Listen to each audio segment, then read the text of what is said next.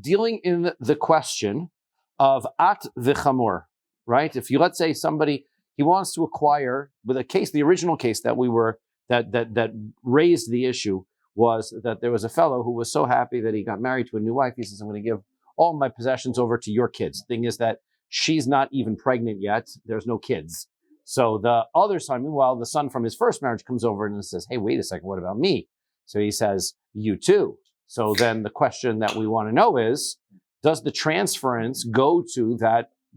Are we transferring a portion, an additional portion of the inheritance over to his son from the first marriage based on that statement? Because after all, the statement of giving his possessions to the unborn children is meaningless.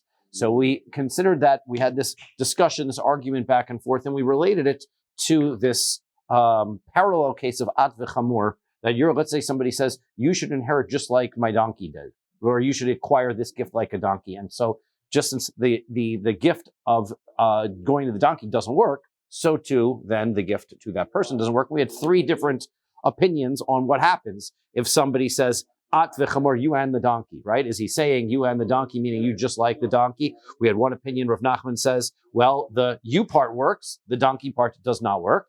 We had Rabbi Yossi, one second, who was it?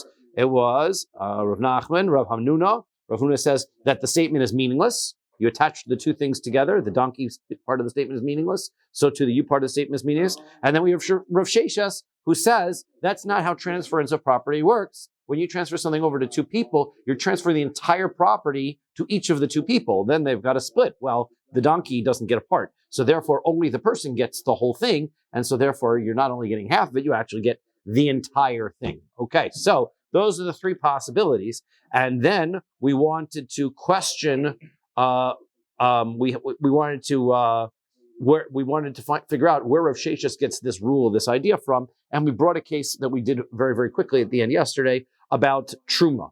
And the way that it was working was this fellow has this whole crop of melons of some kind, kishu melons or gourds or something like this that he had. I looked in the art school, I think they call it chased melons or something like that, which I've never seen in the supermarket. I don't know what they are. So half candle, I don't know what they are. So it's some kind of a melon of some sort, and the description that's given in the Gemara is that they are sweet on the outside and they are very not sweet. They're not so good. They're bitter on the inside. So therefore, the pomegranate.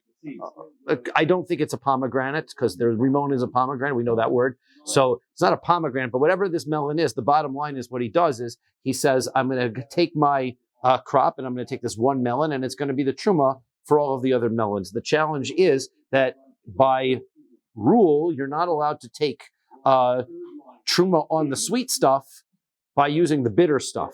And so this melon, which is a combination bitter and sweet, is a similar case of at v'chamor, because part of the transaction of truma, which is on the sweet part, should be effective, but the transition of truma onto the bitter part should be not effective because that's a violation of the rules of establishing your truma on the bitter part.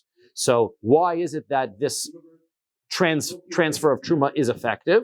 The answer must be that Rav Sheshas is correct. At v'chamor is an effective transaction. The only thing is that the case was concluded that truma is a bad example. Why? Because the prohibition against transferring truma from a good portion onto a bad portion is really only rabbinic. From the Torah's perspective, that transference is effective. So the fact is that truma has its own rules. It's not the same thing. When I'm transferring from to a donkey, that's an ineffective transfer. But truma from let's say I have a whole bunch of good oranges and I've got a rotten orange, that truma transaction onto the rotten orange is in fact effective. It's a bad idea. The Torah calls you a sinner for doing it in such a way, but it is effective. So that's not a good example. Okay, so that's where we're up to. And we said it's 17 lines down. Sorry? We are at Amar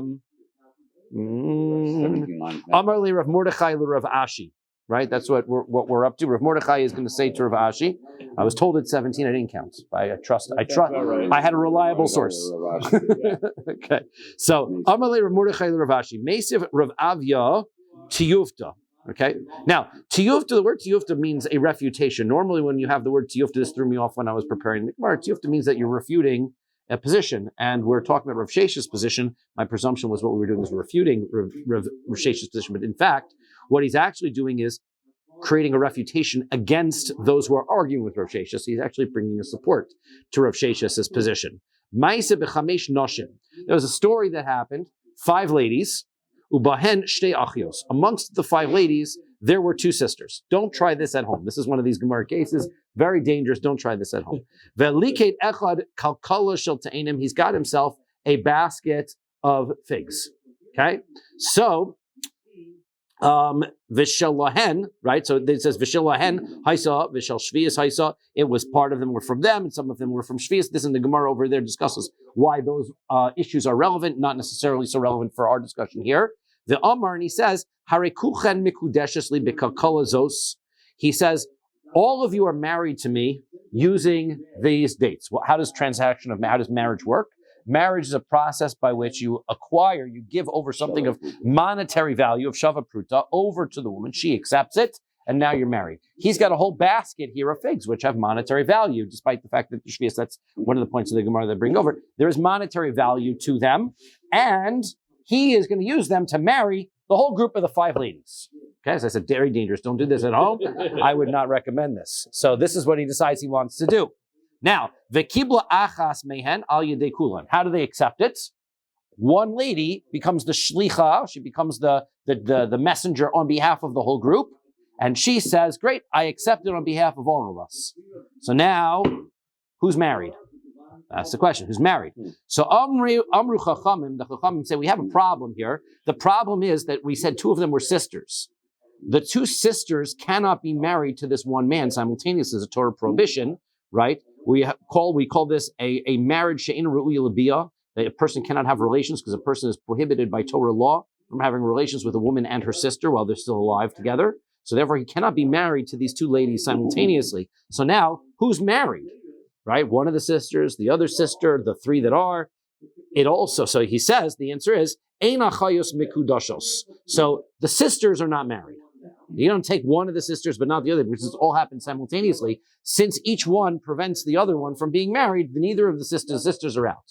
The other 3 ladies are married, though. Okay, so now, achayos hu de'ein mikudoshos, hanachrios mikudoshos. It means the sisters are not married.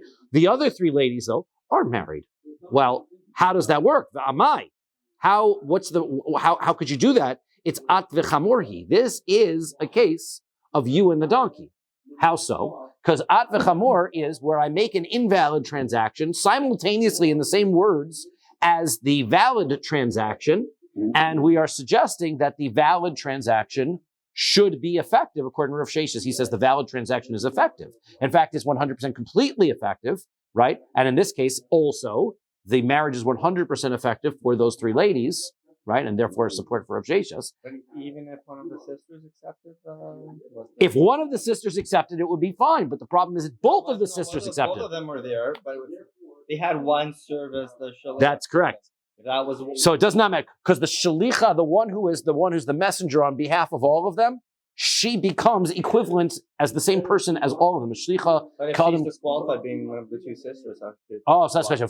If the shlicha herself is the sister, that's a good point, right? So the answer is I don't think it makes any difference, because theoretically, that the shliach could be a shliach could be a man.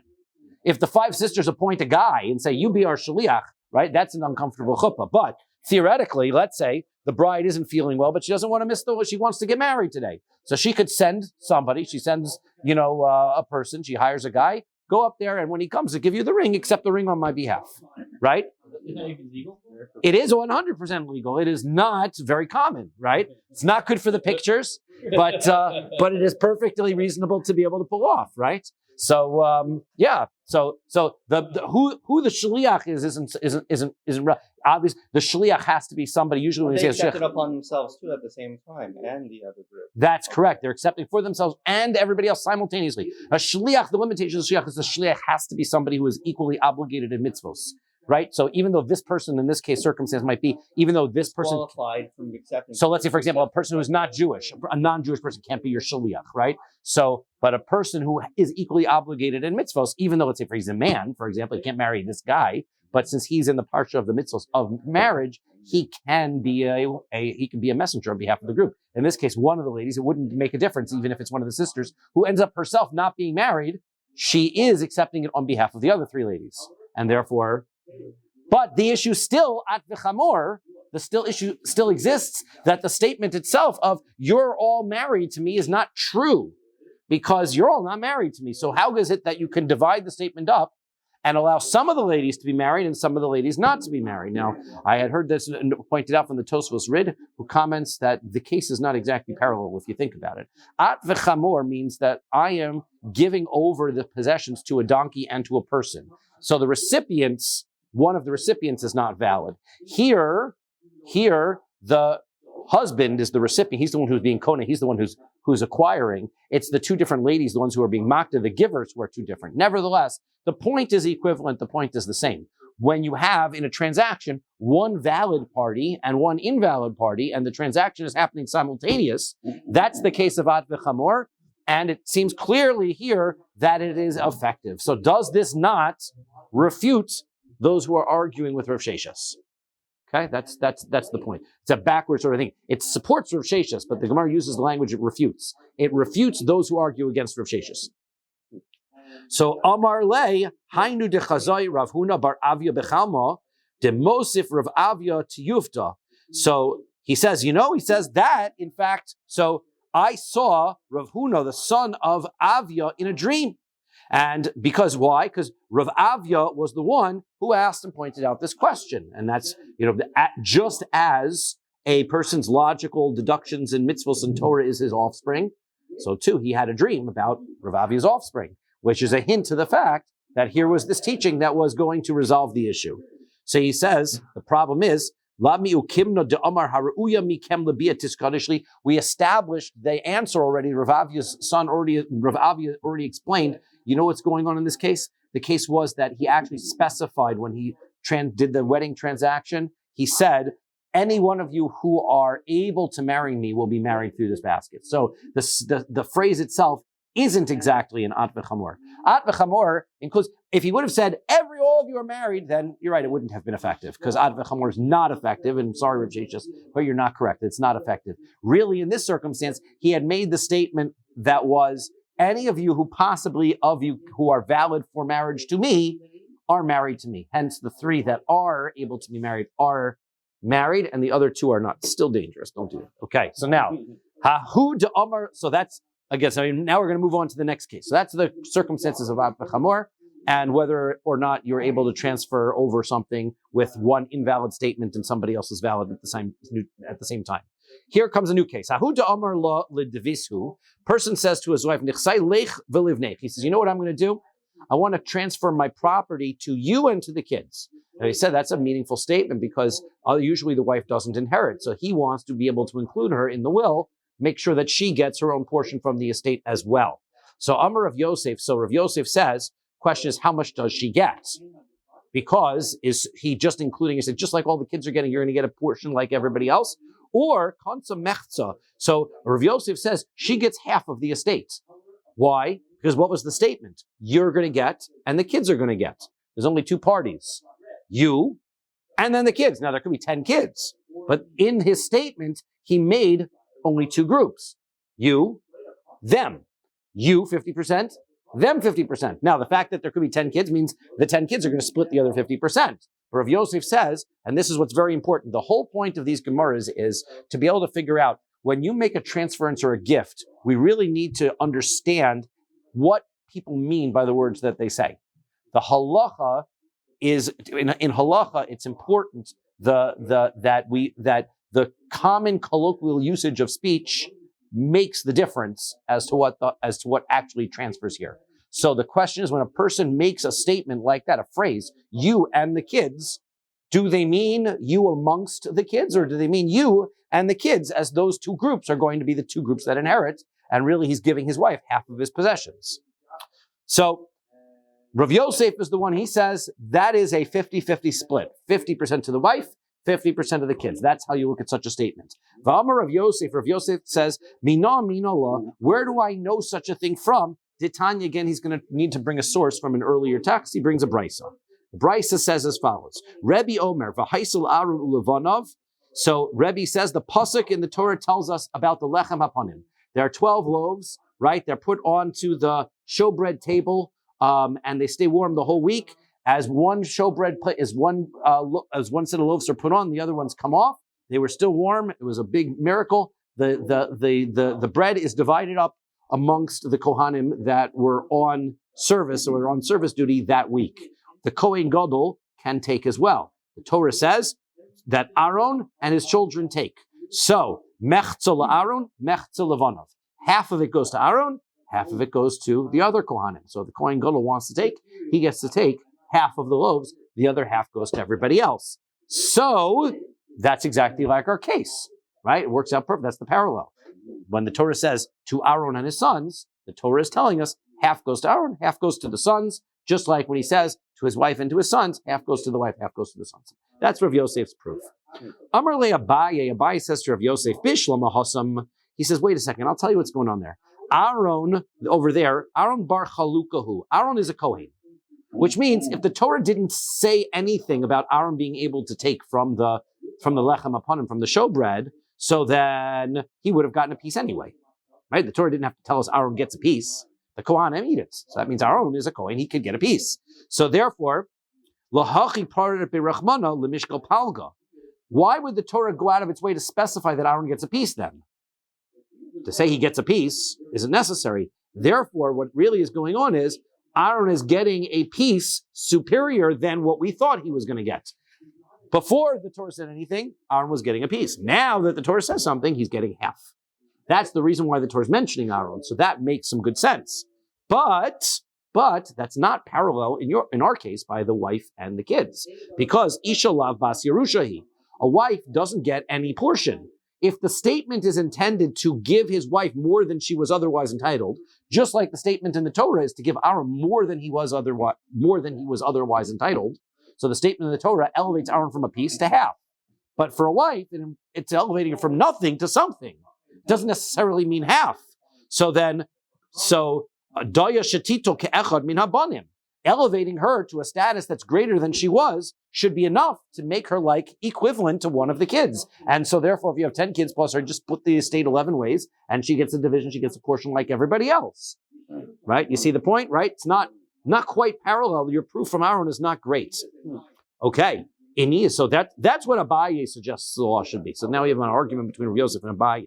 The Gemara says, wait a second, is that really true? Is Abaye's ruling true? Now, the Gemara will bring, as a powerful proof, circumstances where a Beis Din has ruled in favor of one opinion. When you see the halacha is practiced in that way, that kind of indicates that has been the accepted halacha. So there was a circumstance in the city of Narda. We discussed that these are the Torah cities that they had. There was a situation in Narda. Shmuel was the Rosh Yeshiva. He was the head of the city of the academy in Narda. The Agbe Shmuel Palga. And Shmuel, in fact, collected half in such a circumstance where somebody said half to my wife and to my kids. He gave half of the estate to the wife. So you see that the halacha seems to follow Rabbi Yosef. And now, Tveria, we said, remember, Tveria is the city in Eretz Yisrael. This is the other community of Jewish people, not related, but also happening in the same times. And V'agbe Rabbi Yochanan was in charge of the city, in charge of the leader of the academy in Eretz Yisrael. We said they couldn't live in Yerushalayim area, but they were pushed towards the north. And Tzfas, Tveria, those cities were home for the late Tanaim, early Amoraim. In fact, you go there now, a lot of the kvuros, the burial grounds areas. You see all the light blue that's there, all those buildings that have the light blue domes and whatever. That's like the Tveria color, and it's all of the burial grounds for all of these sages. Half of the Gemara is buried. Half of the rabbis are. Yeah, that's right. So there you are. So they're all in that. All these sages from buried in Eretz Yisrael are all in that area. So Rabbi Yochanan says, so he also paskin the same way. V'agbe Rabbi Yochanan, Palga Rabbi Yochanan also took half for the wife. Two, and furthermore, Kiyosef Rav Yitzchak Bar Yosef, when Rav Yitzchak Bar Yosef came, he said, Amar, Ahu Dami Kalila, Deshadu Debe Malka. He says, here's another story that happened. There was a king who was looking to collect tax money for his crown, right? He's going to make a new jewel, and he needed to be able to collect a tax in order to be able to raise the funds for it. So what did he do? Deshadu debe malka aabule veisteruge. So he went to the rich people and he went to the officers in order to be able to get the funds in order to collect for this crown. So they had to decide how much is each group responsible for. The decree was the rich people and the officers are supposed to give. So who gives what? So Amar Rabbi says, Nisvu abule palga v'esteruge palga. Since there are two groups, half of it comes from the rich people, half from the officers. That's how we're going to split it. So therefore, again, two groups are given, it's a 50-50 split. So that's another proof. So he says, Hachi hashta. How are you going to compare those two things? Hasa mi karaki havu kasvi abule havu kasvi v'esteruga havu misai. Says, originally, the wealthy people were the ones who were paying the taxes. That was the status quo. And remember, whereas we said by Aaron also, there was always, it's a matter of elevating from the status quo. The status quo was the wealthy people were obligated, but the officers were pitching in. They were offering some assistance and some help, right? So, Vesterugi have Misai Bahadayu. And the officers were helping together with, in order to support the tax collections generally. The Yalda Malka Dahavu Kamisai. So the king was aware. He was aware that the wealthy people were paying, and the officers were making a contribution to the tax fund as well. He was aware of this. So therefore, Hashta Maidika Kosvi Abuli Vesteruge, why did he write this decree differently? And he wrote for the officers and for the rich people together. Lamemra Dahani Palga Vahani Palga. His point was, I want this collection to be different than the other collections in which the rich people are giving most of it and the officers are giving a portion. I want both to be collecting, which means I'm going to elevate the requirement of the officers and make it so that it's a 50-50 split. Because the officers were already included in the tax payment before. So therefore, by making these two groups, he was just elevating one group from a contributor to a 50% participant, which is similar to the case of Aaron, where he's elevating him from somebody who could get lechem upon him to somebody who actually collected 50%, which is not the same as a wife who you're elevating from getting nothing to getting something. So therefore, it's not a proof. So that last case, at least, is not a proof. Why is my and bracket? So when you see a bracket means that the words don't appear in many of the texts, but they should be inserted, right? So you read the ones that are in brackets. When you see words in parentheses, it means that those words appeared in some texts and they should not be read. So parentheses you skip, the brackets you include. So in this case, my Kosvi, what was the reason why he wrote these words in Abuli Vesterugi? The answer is okay. So we see that, in fact, though, in the end, right, we did have these statements of Shmuel and Rabbi Yochanan who did paskin halacha that way, but we really can't draw conclusions from the case of Aaron HaKohen or from this case of the tax collection.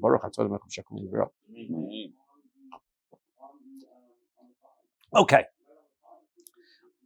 So therefore, we still want to bring more proofs. Meisiv Rabbi Zera asked the following question. HaOmer, let's say a person says, Harei alai mincha, person wants to bring a personal offering of flour, okay, to the Beis HaMikdash.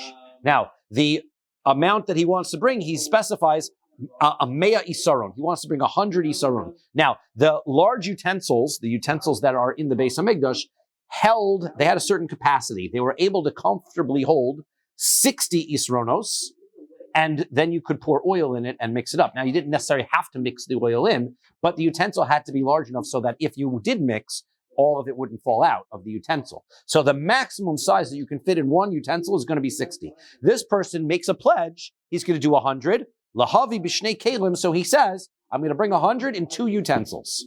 Okay, that's his pledge. So what does he do? Mevi shishim b'kli echad. What he should do is bring 60 in the first utensil, varboim b'kli echad, and then the overflow that he has left over, bring 40 in the second utensil. Now, ve'im hevi chamishim b'kli echad ve'chamishim b'kli echad. What if he doesn't follow that procedure? What if he splits it 50-50, right? Literally. So yotza, then he's okay. That's fine, right? It doesn't have to be 60-40. It can be 50-50 if he does. Now, im hevi in lichatchila lo. The way that this brisa sounds is, ideally, you bring it 60-40. But why should that be, right? Because what we had, v'isaka daitach kolki hai gavna palga, if we have the rule that whenever you specify that something's going to be brought into 2, that you bring it 50%, 50%. So afilu chachil nami, then the ideal way to bring these two offerings should be 50 in one, 50 in the other. Wait, it reads im chavia ain, yes. Yes. Lechachila lo. Okay, fine. Right? Lehavia, right? He says, im hevi, if he brought it, then yes. Lechatchila, but to do so in the first place, lo, that's not right. Now, now if you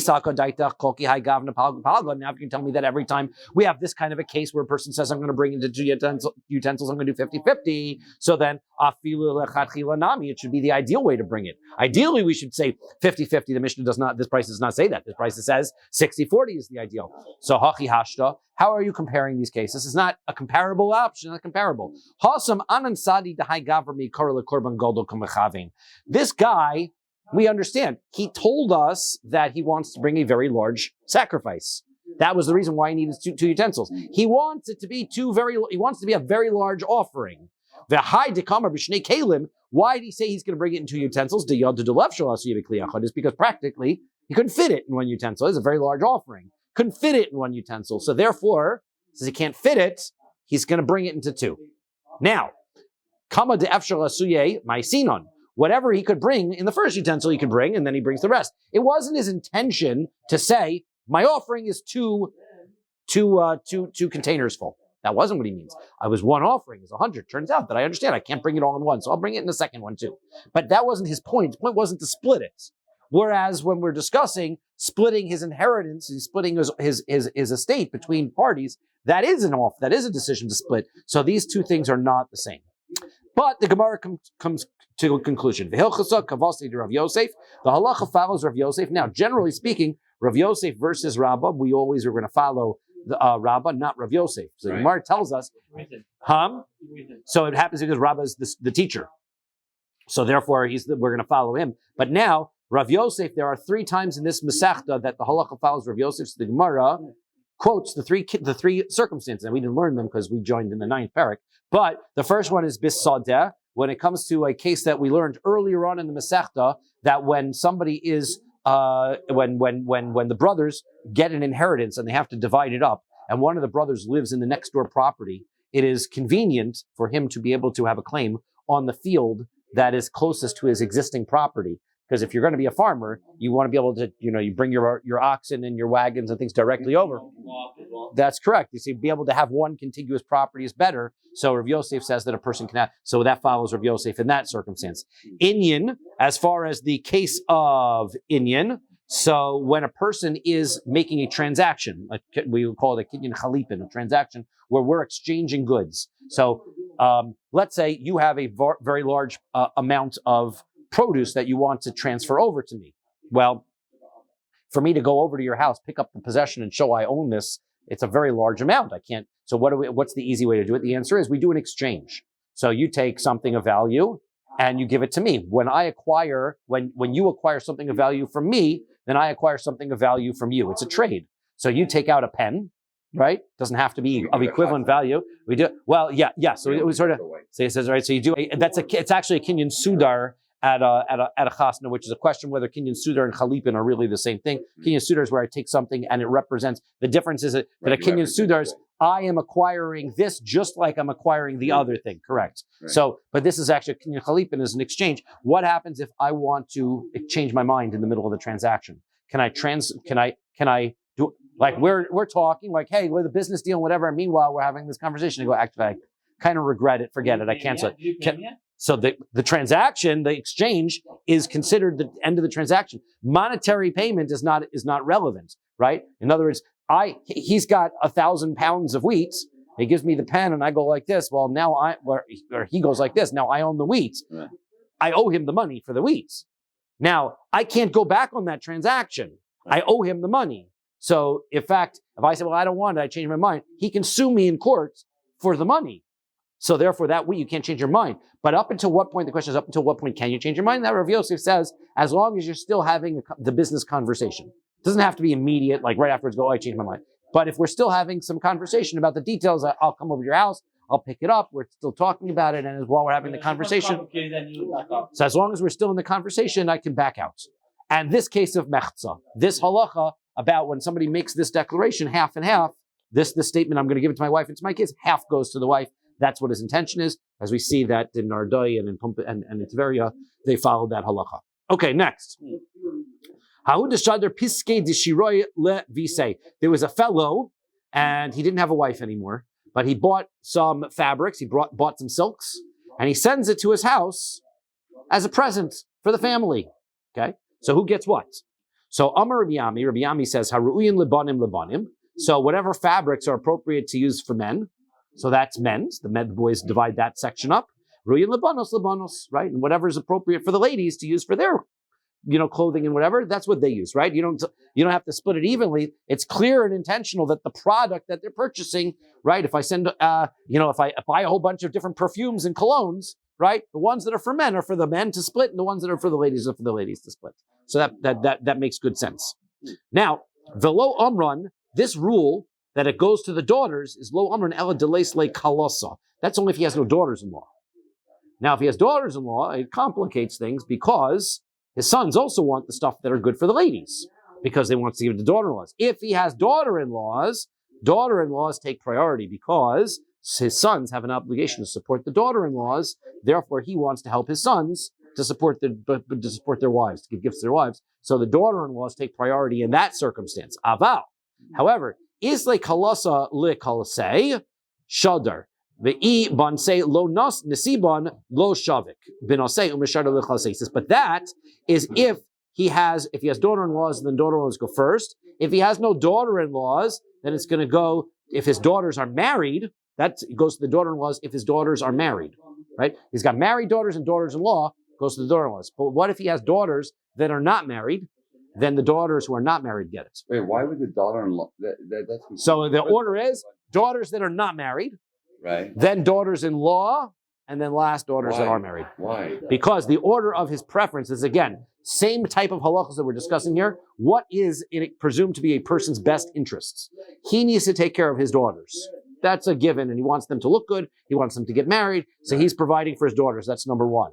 After that, he has to look out for his sons. So now his sons have daughters themselves, so therefore he's going to give the stuff to his sons to be able to provide for their wives. If he has no daughter-in-laws, and he has married daughters, then it makes sense that the stuff that's for the ladies must be for them. But the reason why I wouldn't necessarily presume to give them is because that's what son-in-laws are for. The son-in-laws must be taking care of your daughters. His wife is dead? His wife is, that's why I started off with his wife doesn't exist. Otherwise, you're right. Where does his wife come into the equation, right? That's why the Rashbam starts off with, there's no wife in this, there's no wife in this case. It would make more sense for him to just sell it for money and then Split it. split it up. They could, but I guess they remember. More as the son. Yeah, maybe and remember, he's the one who bought it and he sent it in. So it looks like this is a product that they were interested in having. Okay.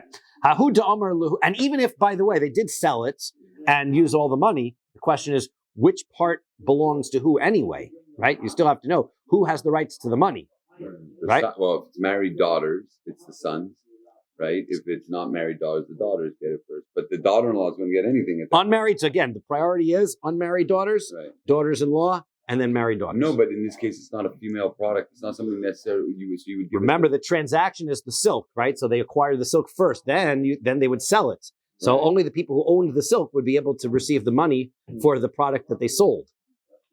So therefore, therefore it does matter who gets it, because then when they sell it, right, they can do whatever they want with it. But the product goes to the people who it's most appropriate for. So let's say a person says, I'm going to give my possessions over to my children, right? Benai is plural. Okay? Havale bra ubarsa. But he doesn't have sons, plural. He has a son and a daughter. So, mi karu inchi libra benai. Does he call, in this circumstance, his one son, the plural, when he uses the word, I'm giving it to my sons, did he mean his one son? Even though he's using the plural form, but he's talking about his son. Oh, Dilma lo, and see, here's the parentheses, we're skipping it. Oh, Dilma lo karu inchi libra benai. Or, he wouldn't use the plural if he was talking about his one son. Ule moshcha libra sa b'matana kasi. And why did he say sons? Because he meant his children. And he means to include his daughter. So when he uses this language, my sons, is he including or excluding his daughter? That's basically the question. Okay? And this is what's going on. Amar Abaye. So Abaye says, Toshma. Ubnei don chushim. Right? This is in, when we go through all the lineage and of all the different tribes. So Dun's son is named Chushim. That's interesting. Chushim is the one son of Dun, right? All the other tribes have many sons. Dun is the only one. He has one son, Chushim. But nevertheless, if you look, when you count Bnei Yisrael, Dun is the largest of all the Shvatim. Was Dun cursed? Why did he don't have one son? So it turns out he's not cursed, right? He winds up being the most. And in fact, it's actually interesting. Dun's son Chushim is the one that's he's deaf, right? He's also deaf because we know the Medrash, right? So the Medrash of Esav fighting to get into Maras Machpelah, right? When right? And so they're arguing there. Esav wants to be buried in Maras Machpelah, and his 12 and Yaakov has died with the 12 sons, and they're saying we're burying Yaakov, and Esav says, but I'm the one who gets the last burial plot, and they're arguing. The sons are arguing with Esav, and back in the back there is Chushim, and he does not know what's going on because he's deaf. Right? So he says he couldn't tell what was going on. So he asks his brother, and I guess he could read lips enough because he asked his brother, or they knew sign language of some way of communicating, what's going on. And they say, well, Esav's not letting us in. He says, my father is here. What a bizayon. My father needs burial. And he took a sword and killed Esav. And Esav's head rolls into Maras Machpelah. And that's the story that's with Chushim, because he wasn't involved in the whole dispute back and forth. They sent Naphtali's son back to go run back to Mitzrayim to get the shtar. And he's like, we're not waiting here. And he comes and cuts off his head. So that's Chushim, okay? So Chushim is deaf by himself, and they wind up with the most children of all of Israel. Binyamin has 10 sons. And he winds up with one of the least, with the lowest number. So he just Akol Bidei Shemayim is ultimately the thing there. So Bnei Dan is Chushim. That's it. Now, it's plural. Bnei Dan, the sons of Dan, is Chushim. So Bnei is sons of, right? Right? We don't say Banim Yisrael, we say Bnei Yisrael, right? You say if I would say my son, Bnei Yisrael. Dan had daughters. Done. It does not specify the daughters. It could be, right? There's a medrash about how every one of the Shvatim were born with a twin sister, right? So probably Dan had a daughter as well, but we don't specify who that is. But here's Dan. Bnei Dan is Chushim. Bnei Dan, the sons of Dan are Chushim. So Amar le Rava. So Rava says no, maybe not. Maybe we're assuming that Chushim is one person, and maybe that's not true. Because Dilma Kedetano de Bechizki, there's a brisa in the yeshiva of Chizki that taught Shahayu Merubin Kechushim Shulkana that Dan had many, many children. And the word Chushim is like a bundle of reeds. The word Chushim means a bundle of something, a bundle of reeds. That the children of Dan were like a huge bundle of something. So the word Chushim doesn't literally mean the name of the person. The B'nai of the children of Dan were a very large amount. That's what the pasuk means. Maybe that's the explanation. So that doesn't prove anything. Whether Dan had one child or he had a whole bunch, it's not clear from the pasuk then. Okay. Ela Marava. So Rava says instead, Ubnei Palu Eliyav. The children of Palu was Eliyav. One. And Rav Yosef Amar, Rav Yosef says, Ubnei Eitan Azariah. This is in Divrei Hayamim. The children of Eitan was Azariah. So again, children plural, and then it only mentions a son. So therefore you see that a person will use the plural form, my children, when he means his only his son. Okay. So somebody says, I want my possessions to go to my children. Bra ubar bra. And he has a son and a grandson. Right? Bar bra is a grandson. Right? So, not Walter's, but the grandson, right? Okay. Karo Inche, it's an ancient reference. Okay. Karu Inche le bar bra bra. The question is, when a person is talking about his grandson, does he include that when he's talking about his children, my children, and he's including his grandchildren? Olo or not, he only means to give it over to his one son, not to his son and his grandchildren. So Rav Chaviva Amar, Karu Inchi Lebar Bra Bra. Person does call his grandchildren his children. So therefore, when he says the word B'nai, I'm giving over to my children, he's meaning that he's splitting it between his sons and his grandchildren. Mar Baravashi Amar Lo Karu Inchi Lebar Bra Bra. And Mar Baravashi says, not true. It's not.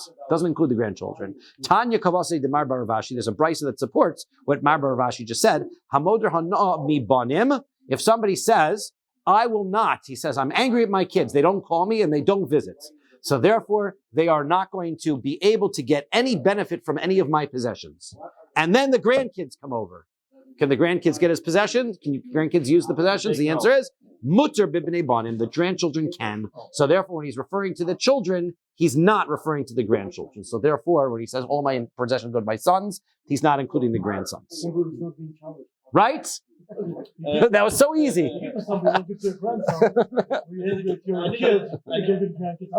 Right. So Hey, for cheese, there's no catch here. that's correct. I think it's also interesting to remember we said about the later generations. Each one of these questions is asked by a later generation of Amoraim. It was probably discussed less, right? We got to Mari Baravashi. We're at the last generation of Amoraim. Who's going to come later and argue about it? There's nobody left to argue about it. Says the Mishnah. Person dies. He has adult children and he has minor children, minor being under bar mitzvah age. Hishbichu gedolim es hanechasim. So now what happens is the estate gets left behind. They decide they're not dividing it up yet. They can act as the property, the estate is all one thing, which all of the children are partners in. Okay, and then they can split it up. They can divide it, but otherwise the estate was one property. So the adult children, what do? They go to work, and they try to make the property better. So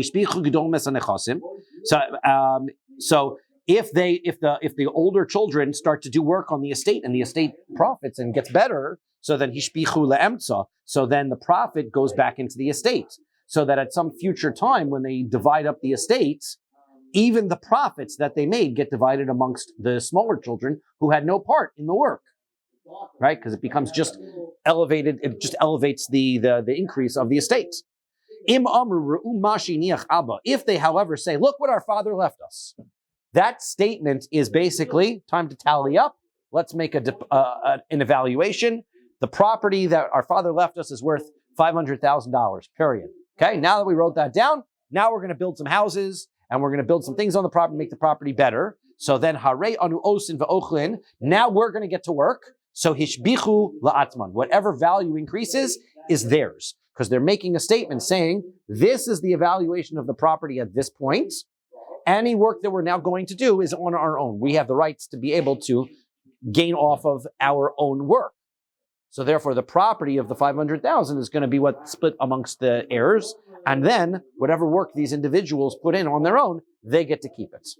Does it matter if they worked or not? They just said that statement and just go up. Then they have to, and that's what we're going to say. It has to be that it was the two things. They make the statement, and then they said, Hare anu osin vochem. Now we're going to get to work on it, right? Then the value of the estate improves. It has to be something that they do that causes the improvement. That's a good point, right?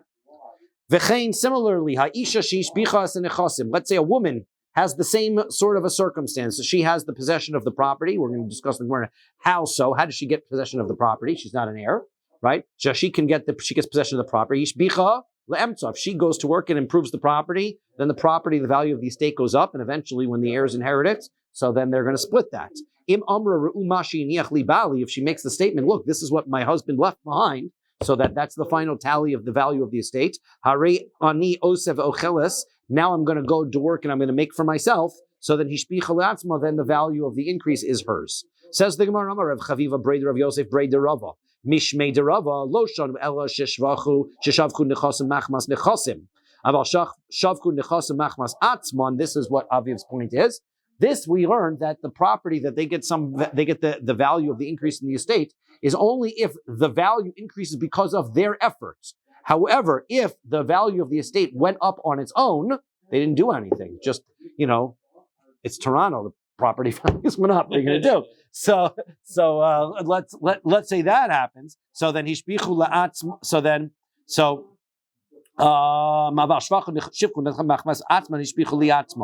he says, so this is what the statement says. Lo shanu ela sheshavchu nechasim machmas nechasim. If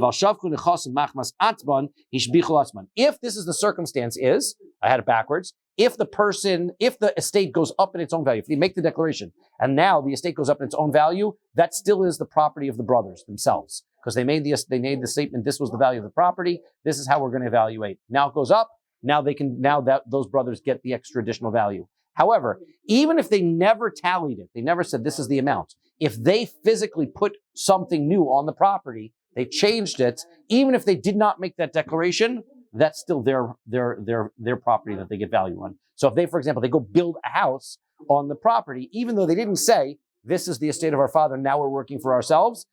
They just went to work and they did it, they get that value anyway. Because that is as though they made such a statement.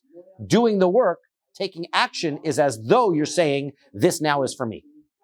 Okay? And that's what where this is the point of a lot of these Mishnahs. What is my intent when I go to work on something? By stating, this is now the end of the estate, whatever happens now is for me, then the property increases, then that's he made that statement. But just the fact that you're going to work is enough.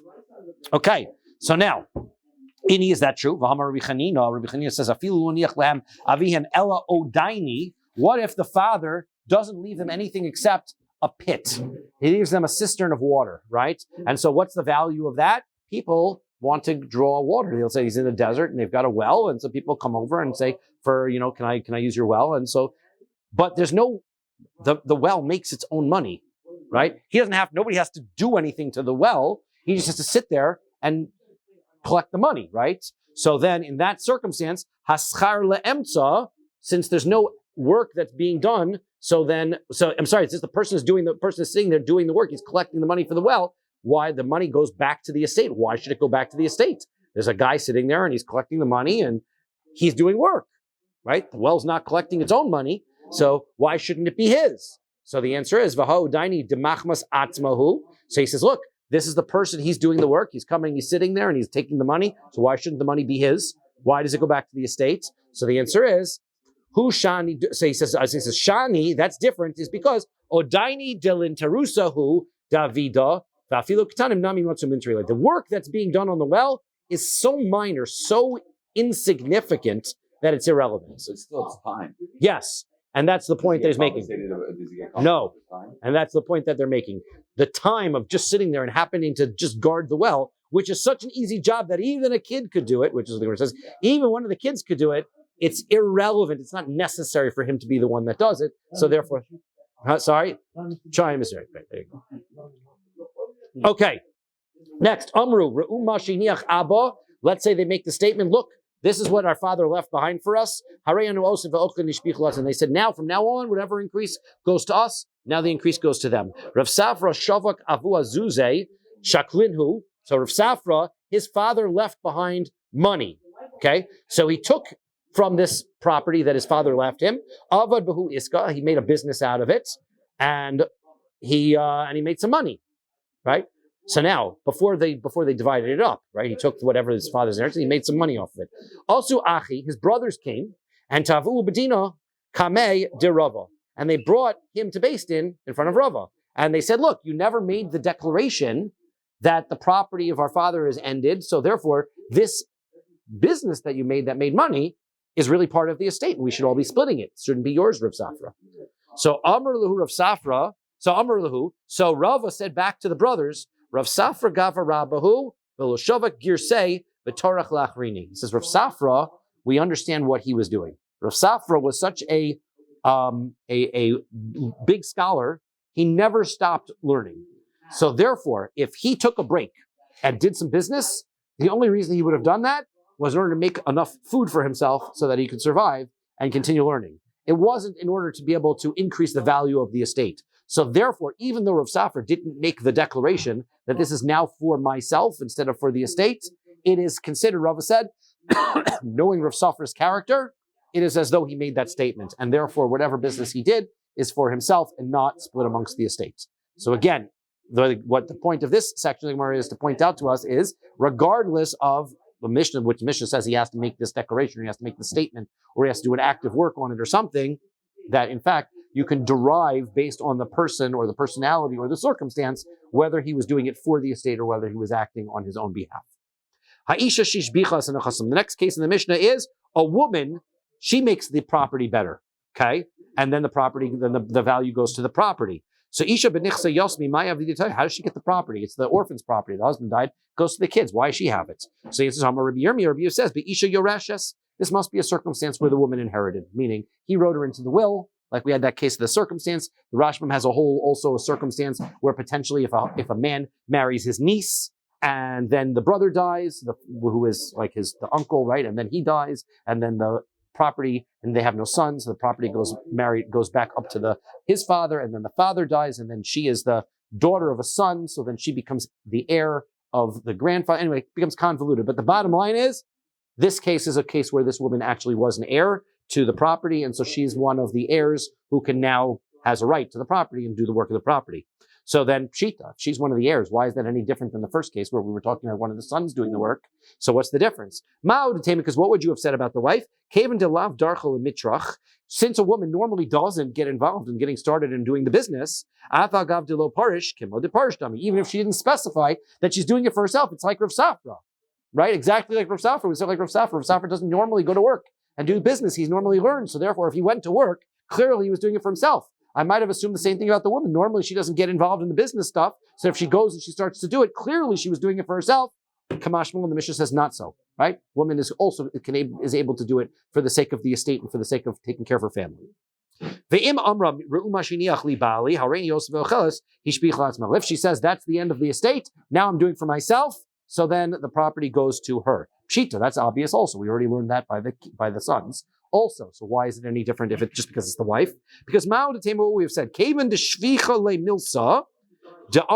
why? There's some benefit to her for people to say something that she's getting that she's doing work on the property and it's rising in value.